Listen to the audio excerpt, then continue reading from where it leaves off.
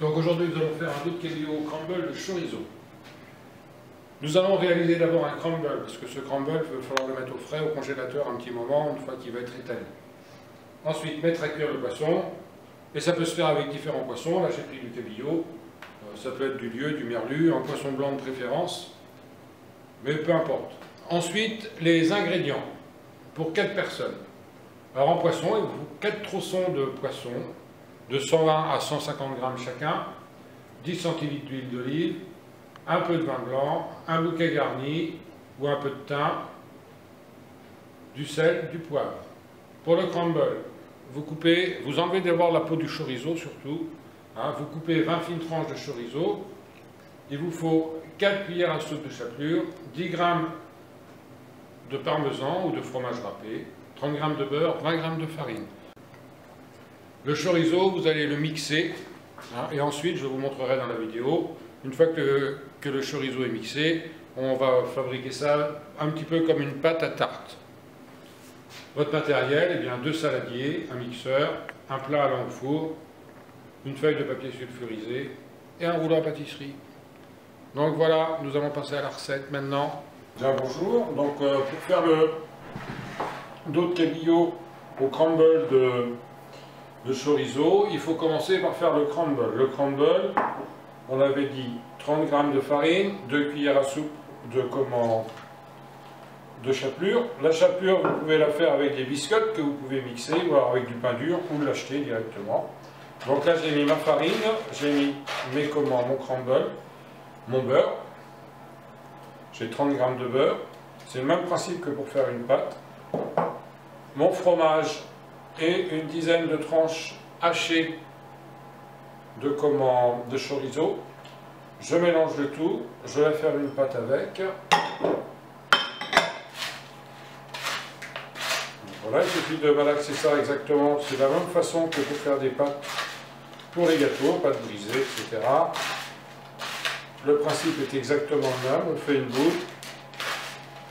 La différence après, c'est qu'on va la travailler, on va l'étaler, on va la mettre un petit peu au congélateur si on peut, de façon à ce qu'elle durcisse un petit peu pour pouvoir les découper correctement sur les tronçons de poisson.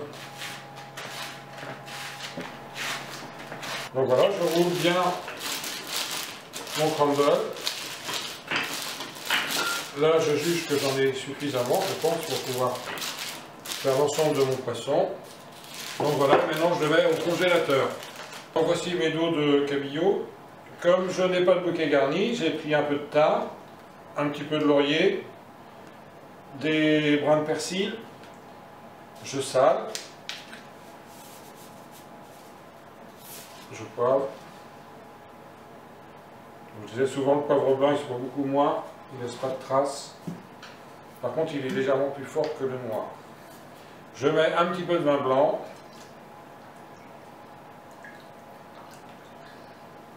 Voilà.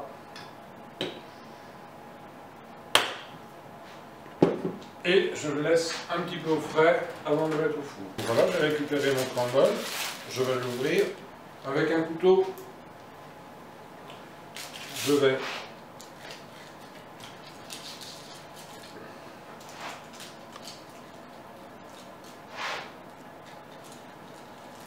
faire des petits rectangles correspondant à notre cabillaud.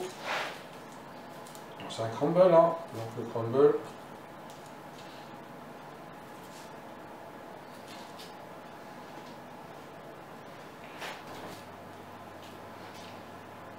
Donc voilà, j'ai mis mon crumble sur mon cabillaud.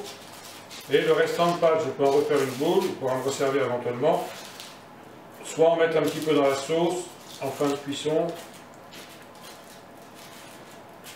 Enfin bon, laissez comme ça pour l'instant. Après celui-ci, moi je vais le garder pour retravailler après un autre poisson éventuellement.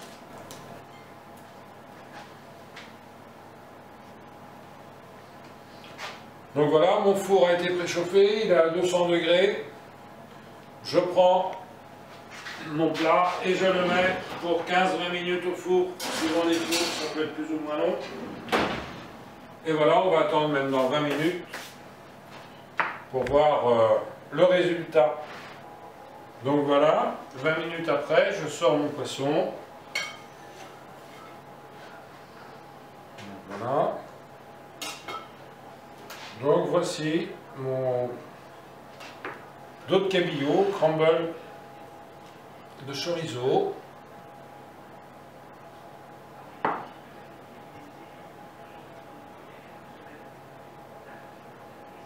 Donc voilà, vous allez voir dessous, j'avais fait une petite julienne de légumes. Bon, ça peut se faire assez facilement, hein.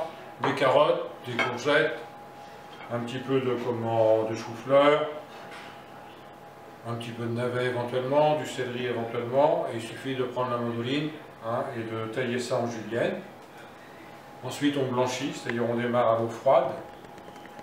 On démarre à l'eau froide, on laisse porter à ébullition, on refroidit, et après on fait reprendre on fait ressaisir les légumes dans de l'huile d'olive.